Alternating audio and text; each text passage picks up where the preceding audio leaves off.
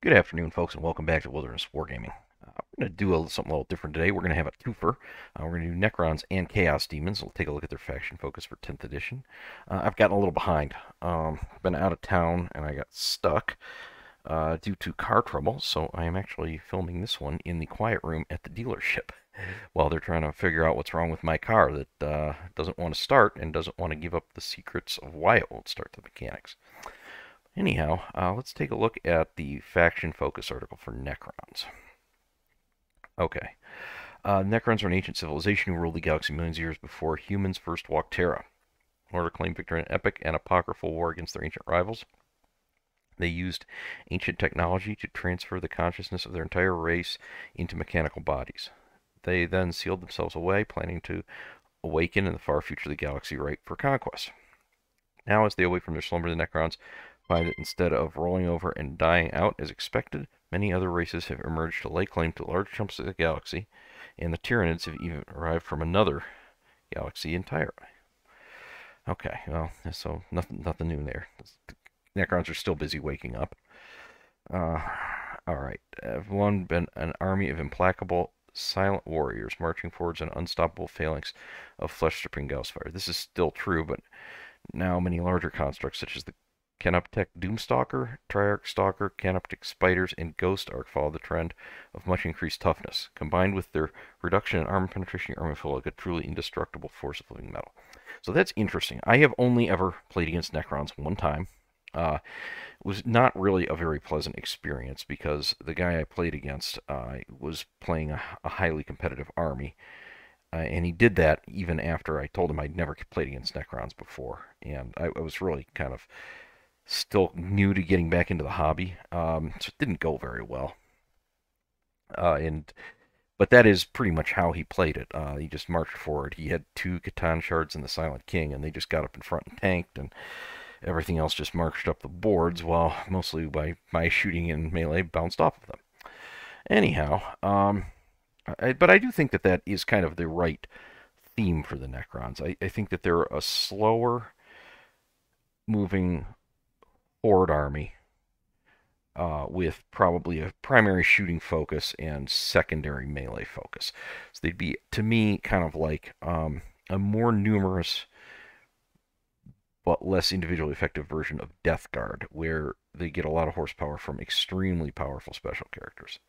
But I'm not a very experienced Necron player or anything like that, so if I'm off there, please let me know in the comments.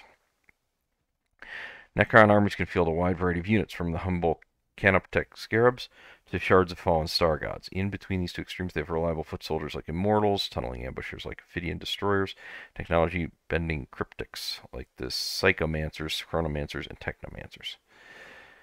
Reanimation protocols are the one thing these mechanical models all have in common. Army role that grants Necron models the ability to recover from even lethal damage. So what's it going to look like in this edition?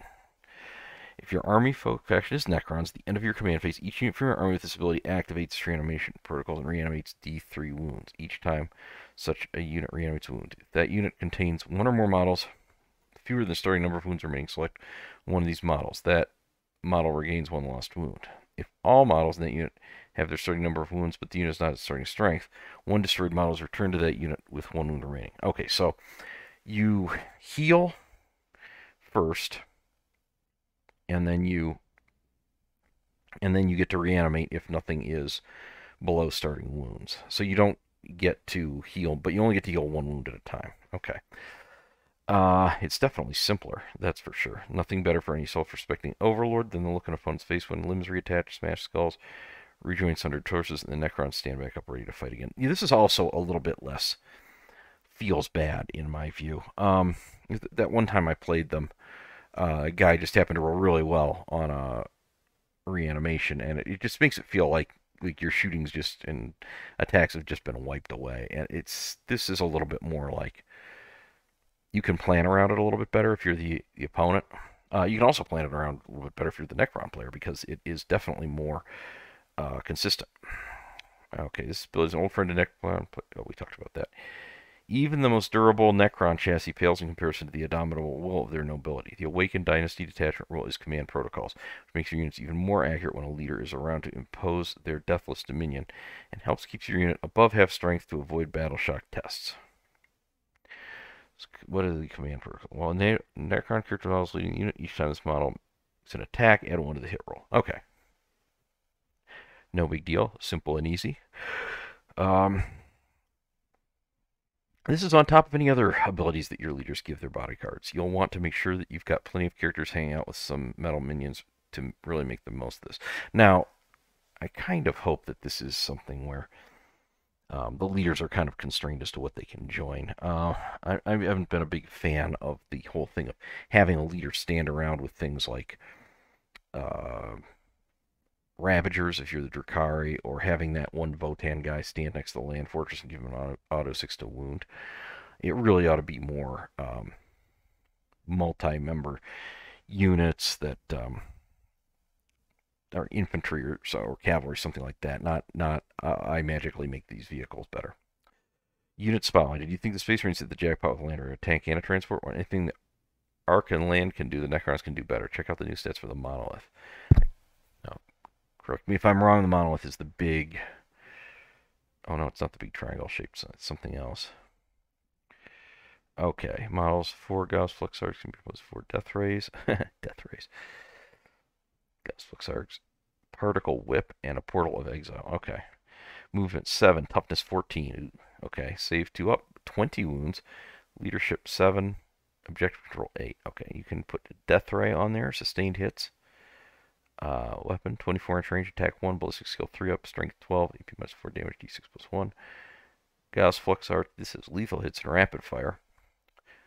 24, strength 6. This looks like kind of the in the middle one, and the particle whip. This one looks like it's the anti. Oh no, this is a more general purpose one. That's a lot of attacks. 3d6 attacks. Wow, that's so that you're going to average about 10 attacks with that thing. What else has this thing got? Portal of Exile. It's a melee weapon. 6 attacks. That's pretty generous. Let's see. I guess this thing's going to be pretty darn expensive in terms of points. Deadly Demise. Okay, blows up for D6 wounds. Deep Strikes. Reanimation Protocols. Eternity Gate. Reinforcement steps. You can select one Necron's infantry of your army that is either in the battlefield. And from the battlefield and place it into reserves. Unit can set up anywhere on the battlefield is wholly within 6 inches model and not within engagement rate of any enemy models.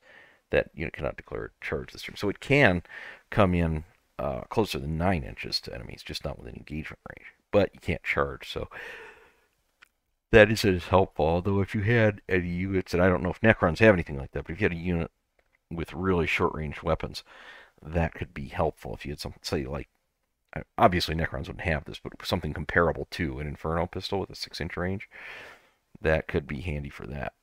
This model has 1 to 7 wounds remaining. Subtract 4 from the objective control characteristic, and subtract 1 from the hit roll. Okay. A spray of antimatter from the particle whip will remove whole handfuls of Space Marines from the table, and an assemblage of Gauss Flux Arcs can chew through a truly worrying amount of infantry, or you can swap them out for the appropriately named Death Rays, which have the stats to kill pretty much anything. With an objective control value of 8, it's great for sticking on a vital objective, where you can use the Eternity calling infantry, or right across the battle. Best candidate for teleporting around this way are the humble Necron warriors. They're a little more than mindless automatons, but with these robotic regiments like an initiative, they make up for in utter relentlessness. Okay.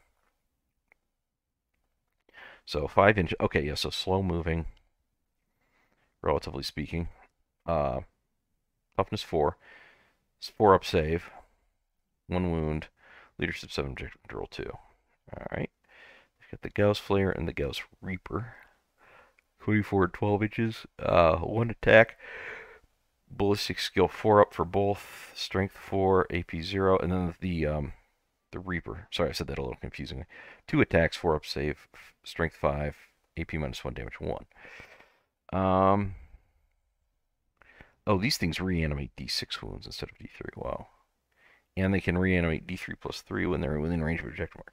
Okay, and the close combat weapon is generic. Got it. All right. Well, the Necron warriors will kill a lot of enemies with their Gauss flares and Reapers through sheer weight of firepower.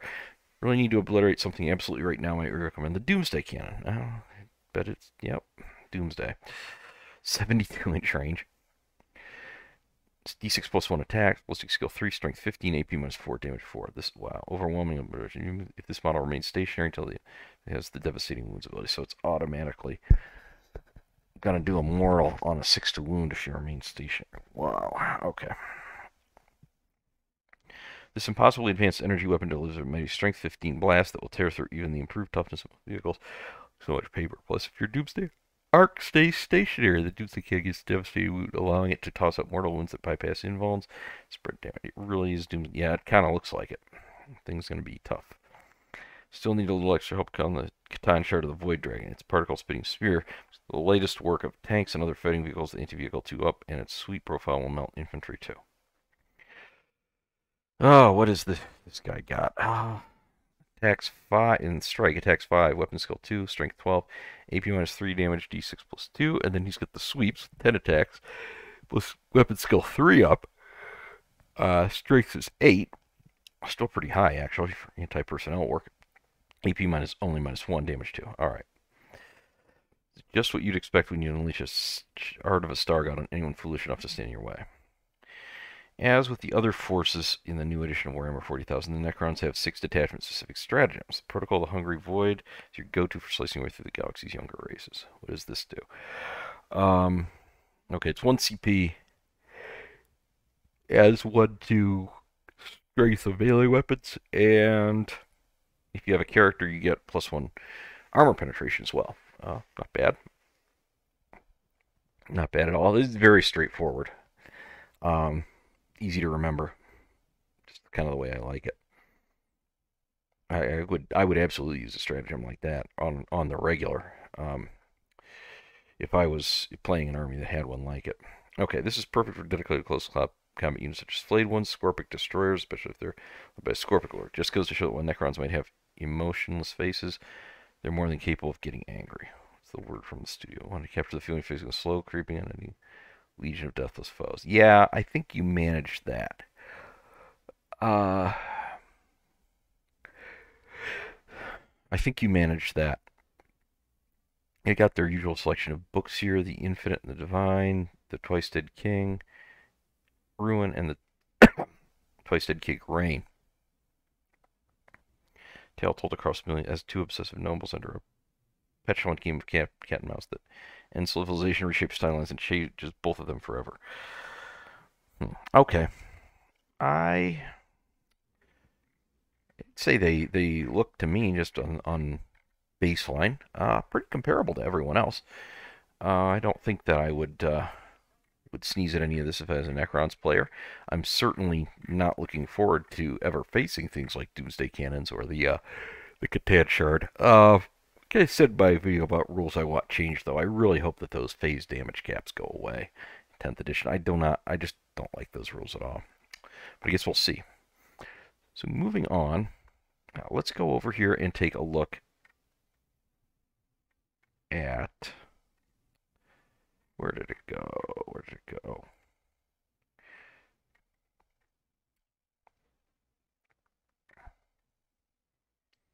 Where'd it go?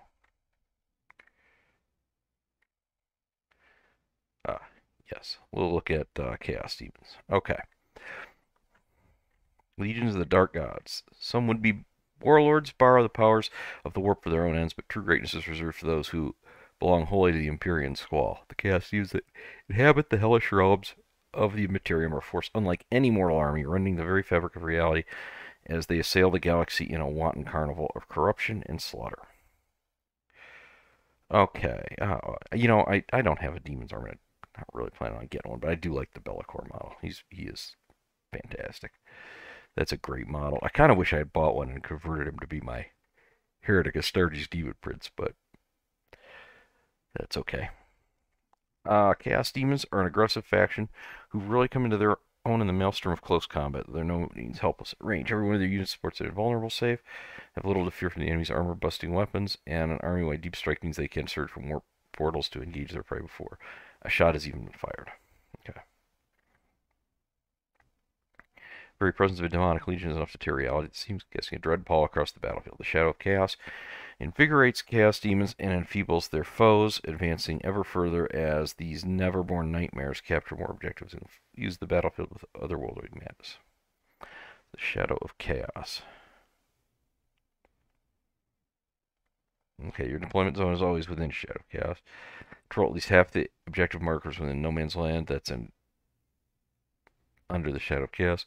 Control at least half the markers within your opponent's deployment zone. Okay, so it's the same for those two, and you get it for free in your deployment zone.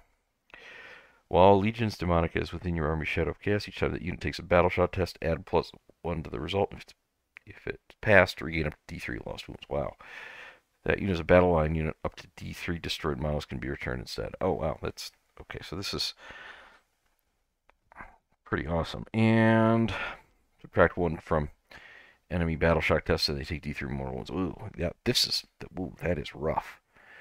That is rough. So you really need to keep your opponents off the objectives, and it's going to be really, really hard to get into their backfield and do things in their deployment zone. That's going to be inherently harder than every other army. That's going to, I don't know what secondary objectives and things like that are going to look like, but that's going to probably significantly affect how you choose secondaries against these guys. Yeah, you can turn whole swaths of the battlefield into dangerous no-go zones for the opponent. Yeah, that's true. As if that weren't bad enough for mortals to have their resolve sap in their foes' powers, demons who use the demonic incursion detachment can open their war rifts even closer to the enemy than usual. Each time a Legion Demonica unit from your army is set up on the battlefield using the Deep Strike ability, if it is set up wholly within your army, Shadow of Chaos can be set up anywhere more than 6 inches horror.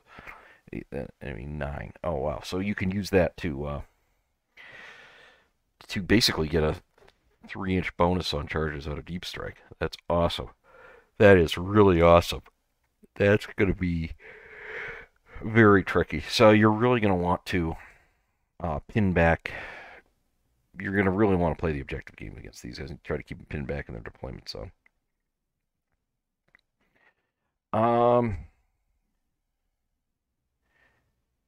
Let's see. Every model in your army has the chaos keywords. You can include units on even if they do not have the faction keywords. So you can put these guys in with Chaos Space Marines or Chaos Knights. Got it. Okay, and you're tied to the appropriate type of demons if you are one of the special. Well, if you're Warlord of Lucius the Eternal, you can only use Slaanesh. The other ones are tied to the Legion. Okay. So, only Khorne for World Eaters, only Tzeentch Demons for 1,000 stuns, and only Nurgle for Death Guard. And then Emperor's Children can freely use the others as long as Lucius the Eternal is not the Warlord. Interesting. Okay, let's see. Check this out. What's Keeper of Secrets got here?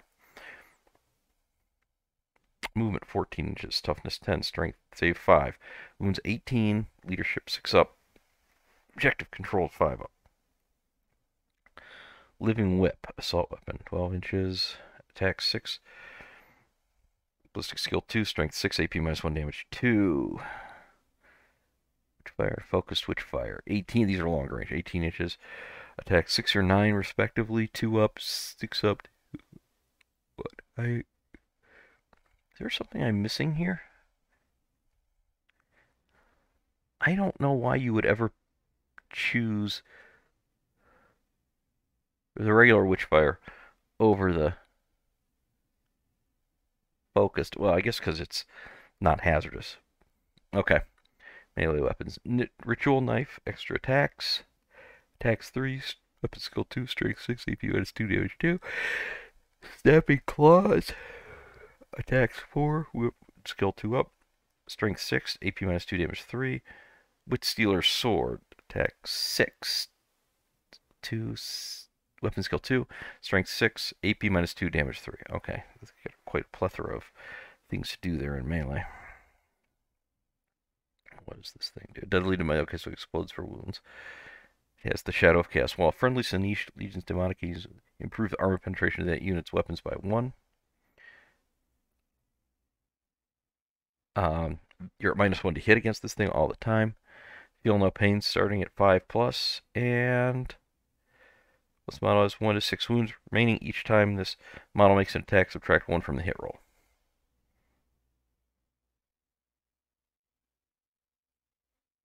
Okay. Yeah, this thing looks pretty fierce, pretty ferocious. That melee profile especially is bad news.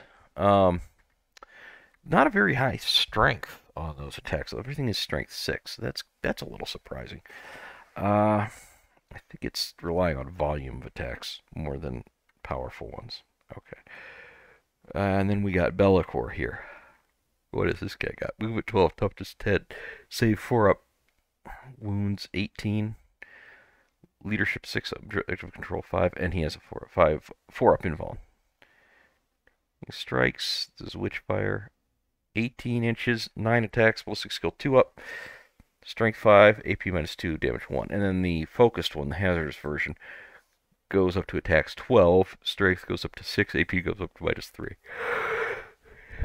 Melee weapons, and you can either strike or sweep, of course. Strikes are 6 attacks, 2 up, 14 strength, AP -4, damage d6 +1, and the sweep is 14 attacks, weapon skill 2, strength 8, AP -3, damage 1. Okay.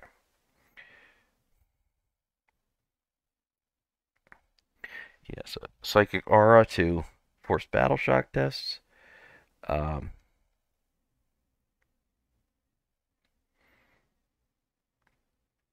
um, keeps units nearby him. Is wreathed in shadow, so you can only shoot him if you're within 18 inches of him. And you can reroll battle shock and leadership tests if you're within 6 inches of him, if you're a demon. Okay. Dark Master. The aura of the battlefield within 6 inches is considered to be within your army's shadow of chaos. That's not surprising. Okay. Yeah, Be'lakor is pretty bad news. He's going to be tough to deal with as well. I don't have him, but yeah, he's going to be harsh, I think. Let's see. Then we've got what? Bile Blade. Okay, this is the weapon, I guess, on the Great Unclean one. 3 attacks, weapon skill 2, strength 6, AP -2, damage 2.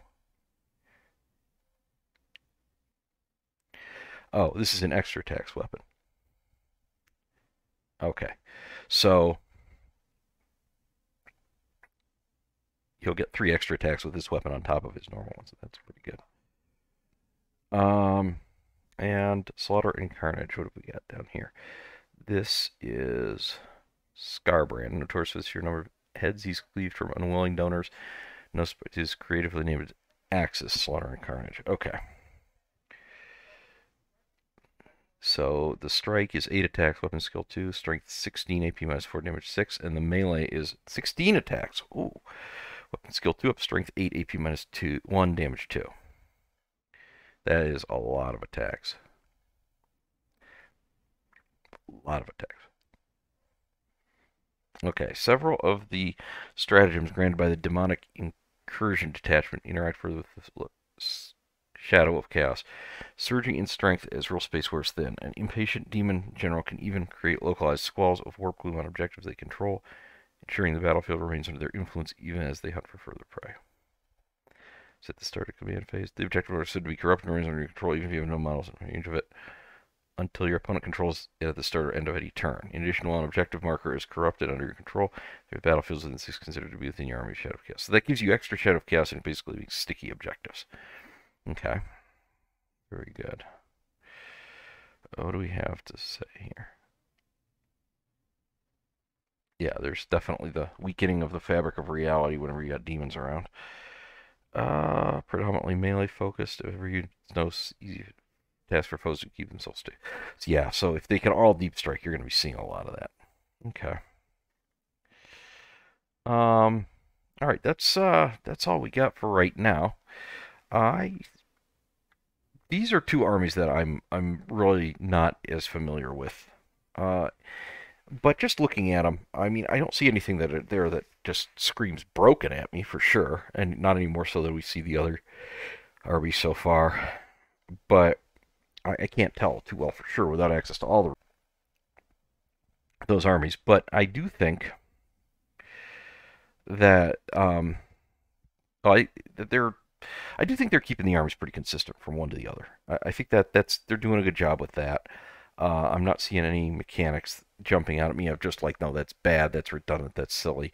I Part of the reason I said in that video I did not want to see bypassing invulns occur, and I didn't want to see so many different kinds of damage reduction or damage ignorings because there were too many different ways to do the same thing, and they seem to be avoiding those things.